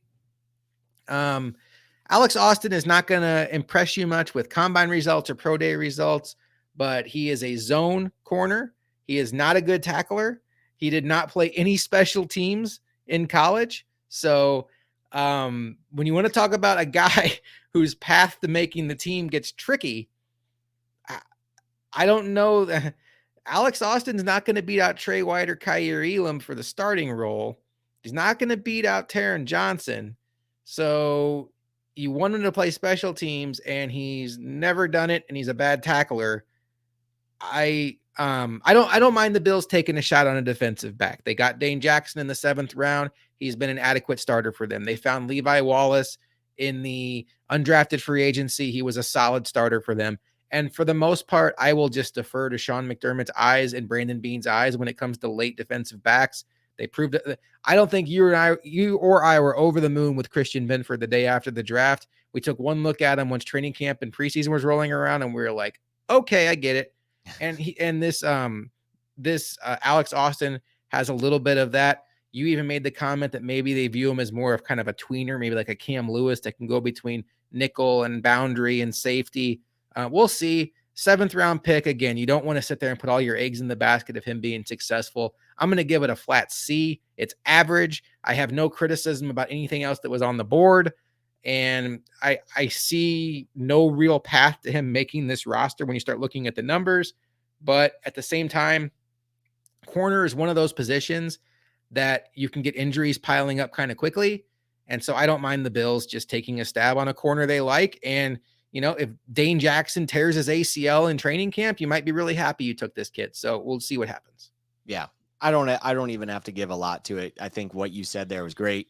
I gave it a flat C as well because simply Christian Benford. You said it spot on. It's like, I am not going to ever evaluate a corner, especially on day 3 of a draft, and be like, I think I know more than McDermott. And the case is Christian Benford. It's like, clearly there's something that they understand more. So that's why they are who they are and I am who I am. So I will take their word on it, but I just have no opinion on it beyond that. Like you said off air, I did mention, I was like, this kind of feels more like they're really trying to see if they can develop him into a tweener or even just a safety at that point. And they just want to see what they have because there's clearly something they like about him. And because of that, it's like, okay, I'll give it a flat C because I just have nothing on top of that. I don't know much about him, anything like that. He doesn't pop off to me about anything. And just overall, I just think it's a C because we'll see where it goes. I think his path to making the roster would really be beating out Cam Lewis. And that, I think Bills fans, their frustration with Jake Kumaro and Tywan Jones, Cam Lewis is about to be the new version of that because 2 of your lasting memories of Cam Lewis from last year were getting dunked on by Justin Jefferson because he didn't knock the ball down on 4th down, and then running into the punter against Miami that almost cost the Bills the game in December. But what Cam Lewis did last year was become one of the best 4-phase special teamers on this team. He has experience at boundary, experience at nickel, cross-trained at safety. He made himself a very, very valuable backup player on this team. And I just don't see a situation where Alex Austin comes in and unseats him. A couple names to mention that the Bills did sign in undrafted free agency. One name that I'm actually somewhat excited about, DJ Dale, defensive lineman from Alabama. He was a player that Dane Brugler had in the 5th round, and he is much more of a one technique. And I do think we saw what happened when Daquan Jones went down in the playoff game. Tim Settle is not equipped to be the backup one technique. We know that's not Jordan Phillips' game. So I do think there is a path on this roster for DJ Dale or somebody to come in and be that backup one technique. But before I get into that, Jordan Mims, running back from Fresno State, cool stat there. Like, he has not fumbled the ball since 2017. That's wild. Ball security is great. There's obviously a room for one running back here. It might be him, but we also know the Bills were talking to Latavius Murray prior to the draft. Something could happen there. Outside of that, we're not going to get too much into these undrafted free agents. They all sound great at the time, but those were the 2 that really popped off, DJ Dale and Jordan Mims. But what I do want to talk about, Brandon Beane said the compensatory formula, they're expecting to get a 3rd round pick for losing Tremaine Edmonds. And the formula basically works is when you sign somebody, it works as a net gain. And when you lose somebody, it's a net loss. If your net loss is more than your net gain, you're able to get a pick. So that's why the Bills have been really modest in their signings. The formula deadline is this coming week. So the Bills can start being more active in free agency this coming week. And Brandon Beane even said he anticipates them signing a defensive lineman or maybe 2. And I think you could see them go out and sign a running back like Latavius Murray, a defensive lineman like Poona Ford from Seattle, who we know they've had an interest in. Luka and I have heard that they kicked the tires on Frank Clark earlier in free agency. He's still sitting out there. Justin Houston sitting out there. There's moves out there to be made. I'm still pounding the table for George Fant. I actually pounded my table because I don't want to be in a situation where this team with this roster could be relying on David Quessenberry at left tackle if something happens to Deion Dawkins, and George Fant is just sticking out to me as somebody who would be a great swing tackle. Look for the Bills to be somewhat aggressive there. Luka, before I get into a couple of big picture questions before we get out of here, any thoughts on what I just said about undrafted free agents or Brandon Beane's comments about veterans? No, I'm just surprised you didn't bring up Jalen Wayne just to get your normal plug-in and stuff like that about the Yeah. 2000s Colts. But overall, no, I mean, I do like your point about DJ Dale. There is something there that makes it a little bit more intriguing. And then just Jordan Mims fact, like everything about him is just hilarious when it comes to his stats and facts and stuff. Mhm. Hilarious in all the best ways, like nothing funny in a bad way. But yeah, I'm just shocked you didn't do your Jalen Wayne plug there and just mention that he's the cousin of NFL future is he already a Hall of Famer? I can't remember. Anyways, No, he's not. He keeps getting snubbed. yeah, I feel like he's eventually going to break through, but Reggie Wayne and stuff like that, just to add to your Colts comparisons and stuff like that. So We got Dallas Clark in the first round and Dalton Kincaid. We were the originators of the Dallas Clark comp, by the way. I just want to throw that out there because I've seen that going around on Twitter. I need you guys to know where you heard that first. And then we got Reggie Wayne's cousin, which cousin kind of surprised me. I thought maybe it might be nephew, and I was like, there's an age gap there. But man, deep family. Reggie Wayne was one of those players, man, that just I loved. I loved Reggie Wayne. Anyway, nobody cares about my love affair for Reggie Wayne. All right, Luke, a couple questions for you before we get out of here. One, we talked about the fact that the Bills under Brandon Beane had a checklist of what they looked for in first round prospects, 21 or younger, top 30 visit, physical traits. We saw them go against that with Dalton Kincaid with the top 30 visit and the 21 and under with his age. And then in the second round, we saw them go against that with Osiris Torrance, also with the 21 and under.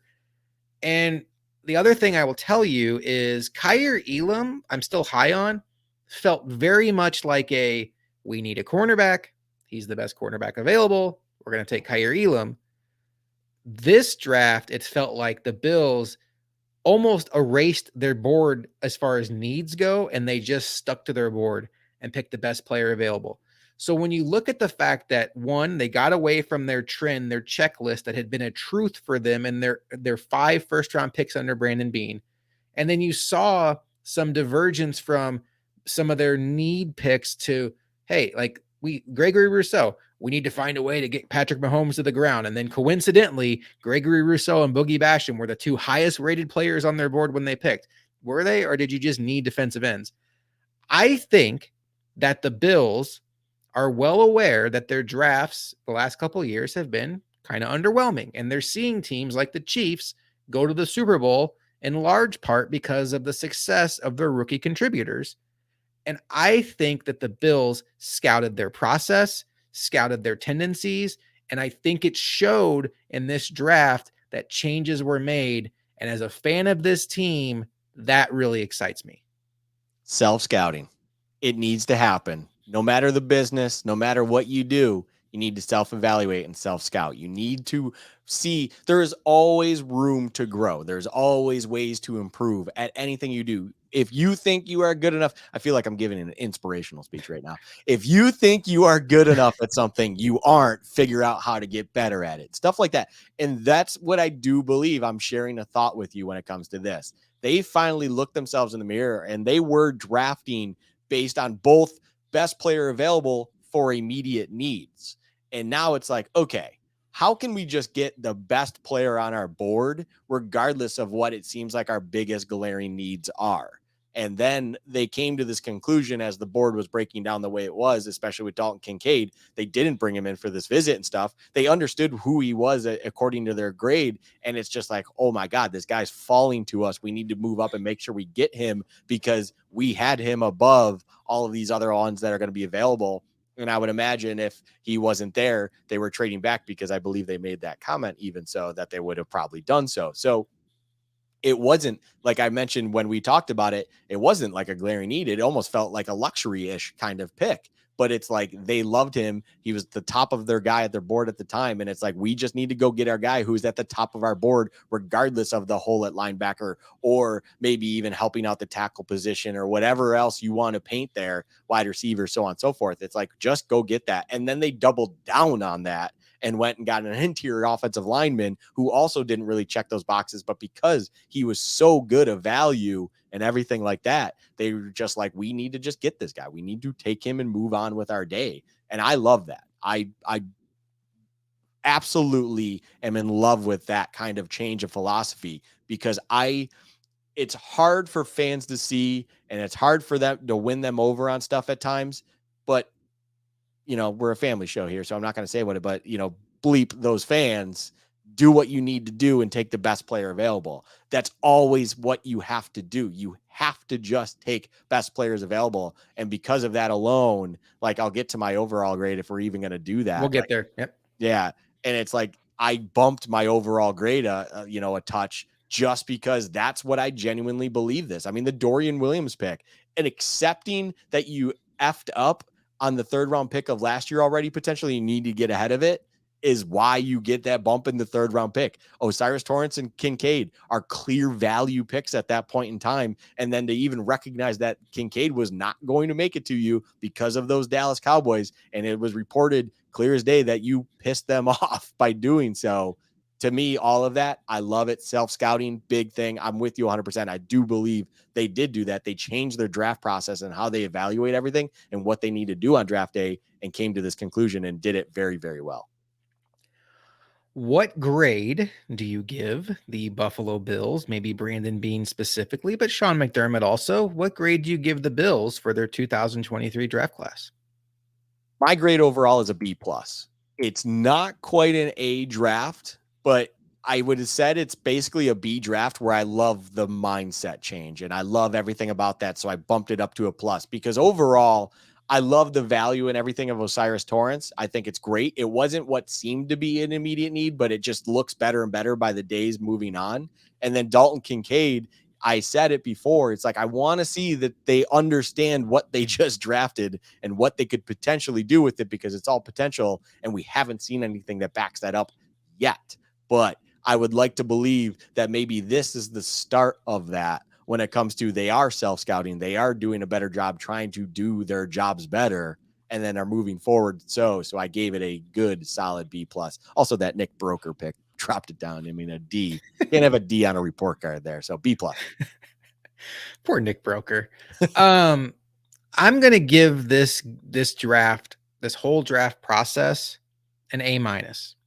And one, it's not a situation where it's like, okay, you got an A minus, C. Like they're not weighted equally. Dalton Kincaid and Osiris Torrance count more on the grade scale than Nick Broker and Alex Austin. It's just the reality of the NFL draft, the more expensive assets. I was very impressed with Brandon Beane, the process. We talked about how it seems like they stopped some of their truths of we're always going to draft players in the first round that are 21 or younger, or they had to be on a top 30 visit. It seems like they made some changes to their process, which I think is important. The other thing I will tell you, for the first time in Brandon Beane's tenure since his first season here, when he was just trading every player on the roster left over from Doug Whaley, he prioritized stocking up on future picks. And the Bills right now have 10 picks in the 2024 draft, assuming they get that 3rd round compensatory pick for losing Tremaine Edmonds. And I also want to bubble that in here is Brandon Beane this offseason has shown a great awareness and great patience with the compensatory formula, allowing himself to get that pick. The Bills they haven't been this stocked up with picks since the 18 draft when they traded Ronald Darby. They traded Sammy Watkins. They traded Cordy Glenn. They traded Tyrod Taylor. And they just had pick after pick after pick. And it was Brandon Beane making over this roster. And now they go into the 2024 draft with 10 picks.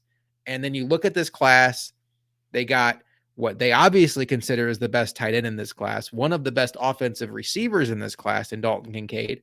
They got arguably the best offensive guard in this class in Osiris Torrance. Both of those guys have a clear path to being starters or instant contributors. Dalton Kincaid might be tricky as a starter because are they going to announce a second tight end as a starter? But I think he's going to have a very large role. And then down the line, the rest of the picks just make sense to me. Dorian Williams, I think, has a shot to compete for a meaningful role on defense. Justin Shorter, I love the fact that he's going to be a four-phase special teamer, and there's no risk of him being on the practice squad because he can immediately contribute and grow into whatever he's going to grow into. And the seventh round picks, they weren't my flavor, but at the end of the day, they're seventh round picks. And if your biggest complaint about a draft is what they did in the seventh round, then it was probably a pretty decent draft. We'll know how these players turn out in 3 or 4 years. I applaud the process. They went in, they went best player available. They weren't just married to needs. Brandon Beane even said he wished he could have gotten a defensive tackle. The value didn't line up. I applaud that. It's not about this year. It's about the next 5. And I love the fact that they loaded up on picks for the next year. And I applaud the Bills. I think they did a very solid job in this draft. And, who knows if they get a future Pro Bowler out of this group? Time will tell. But it's not about the results always in the draft because there's just so much randomness and variables that you can't tell. It's about the process. And the process to me was very strong this year. Yeah. Well, I don't even need to step on top of that. I think that was beautiful, Josh. That was very, very well said and well done. I fully understand your A-, and in the joke, yes, Nick Broker's D did not actually influence my grade whatsoever. So please, people, do not think that I actually, because Josh, you pointed that out perfect. It's weighted pretty heavily to the top there. Yeah. I just think the reason I can't quite give it that A is just the fact that I need to see it first when it comes to Kincaid. I just can't get my head around it. And it's like that, again, it doesn't knock the player. It doesn't knock even the pick, feeling very good about it myself. It's just the luxury style-esque of it where I need to know that Dorsey sees it the way that we all see it and how great it can be. It's still kind of a potential. It's still kind of an unknown only because of things we brought up earlier in the episode where it's like, I mean, we've seen them bring in other guys that we hoped they would have done stuff with and they didn't. So ultimately, I just can't quite push it to that A spot. But I'm with you when it comes to the excitement and just the greatness that comes with thinking or hoping that they finally have kind of reevaluating stuff and just kind of are like, look, we need to get the best at this, and so on and so forth, and do what's best for us when it comes to just taking top of board guys, not necessarily based on any sort of need whatsoever. So yeah, I share all of that. I think that was very well said. And in fairness to your skepticism, it's April. Come September, the Bills have to prove to us that they're willing to put these players on the field, which they didn't do last year. It's Kyer Elam could be very good, but let's not forget the fact that the Bills were down to Xavier Rhodes, and they opted to give him a jersey instead of Kyer Elam in a very important division game against New England. So it's one thing to have the process in place and draft the players you think are best. It's another thing to empower those position coaches and those players to grow on the job, learn on the job, and play. Not all of them are going to be starters, but I think Kincaid and Torrance absolutely need to be starters this year for a meaningful amount of the snaps. And if that doesn't happen, I would love to come back and revisit this grade in a year and tell you how I don't care that he was the highest graded player on your board. If Osiris Torrance is spending every Sunday watching Ryan Bates play because he still has to learn the playbook, like they keep saying about Nyheim Hines, which is just frustrating, or because Ryan Bates and Connor McGovern make more money, then we're going to have a larger conversation. But the evidence is there that they're changing their process, and hopefully that carries over to having a more open mind when it comes to letting these younger players play. Luka, it's probably going to be a minute before we're back. You have a wedding coming up. I have a wife and kids that I feel like I've been kind of ignoring during draft season. And then just quite honestly, Luka and I love doing this. We do. This is kind of a dream for us. We're enjoying every minute of this. But we put a lot of time and energy into the draft content and free agency content. And that was on the tail end of the season. And we were putting out multiple shows a week during the season. And just quite honestly, now that the draft is over, we need some time to decompress and some time to breathe.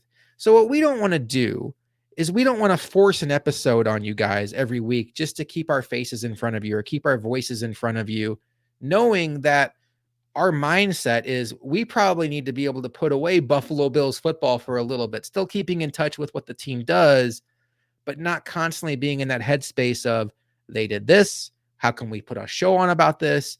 And that's not, I don't think that we'd be going down a path of giving you the best product quality that we'd be capable of. And that's certainly something that we're cognizant of. So I don't know when our next show is going to be. We will still be active on Twitter.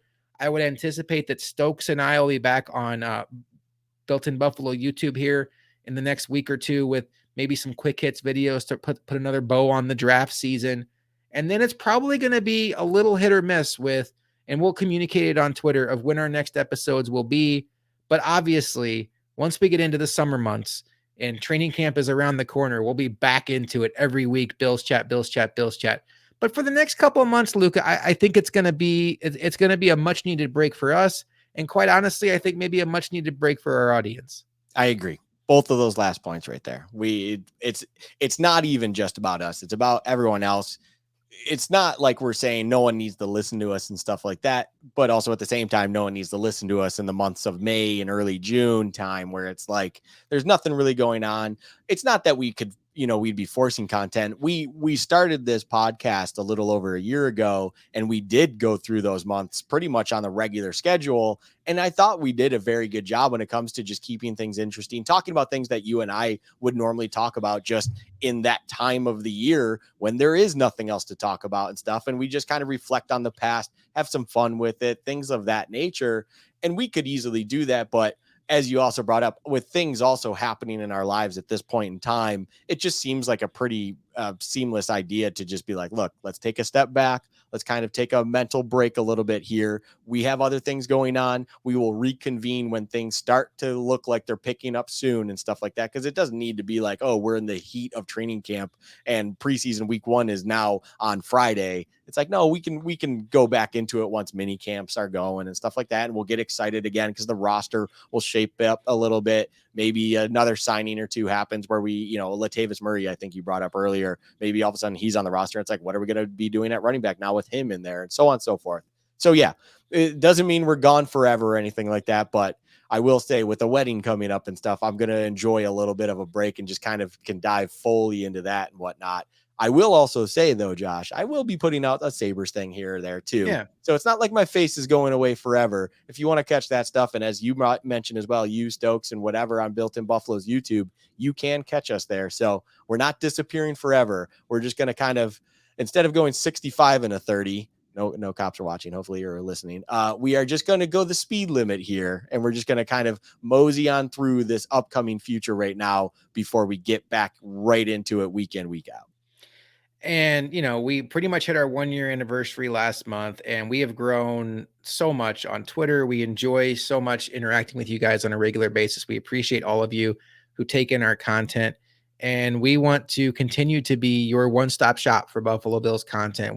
Whether it's Built in Buffalo or if you're just Bills Chat exclusive, we appreciate the hell out of you, and we will be back sooner rather than later bringing content into your lives. I know there will be a week where I get itchy and it'll be like randomly in the end of May. And I'll be like, you know what? I'm going to go live this Friday night. I'm just going to air out like 30 minutes of thoughts. And maybe Luka will do something with Sabres chat, or maybe Luka and I will both get like the itch for it on a random June day and be like, hey, we're going to go live. The problem is we just don't want to promise you that we're going to be here every Monday and every Friday. Like that's just not realistic. We need a breather. We need to decompress, and we need to just, it's kind of our off season at this point in time. And, we'll be back better than ever. I just stole that from somebody else, but back and better than ever. Mike and Mike in the morning is what it sounded like, but we will be back. We'll be on Twitter. Look for us on YouTube and reach out to us on Twitter. We love talking football with you guys. We will see you next time on Bills Chat. I can promise you the next time you see our faces, well, will Luka be married next time they see your face, Luka? No, because you're going to do a Sabres Chat. Yeah, so I got Sabres Chat stuff. I won't be married yet. Soon enough. But anyway, again, long-winded way of saying we appreciate you, and we will see you next time on Bills Chat.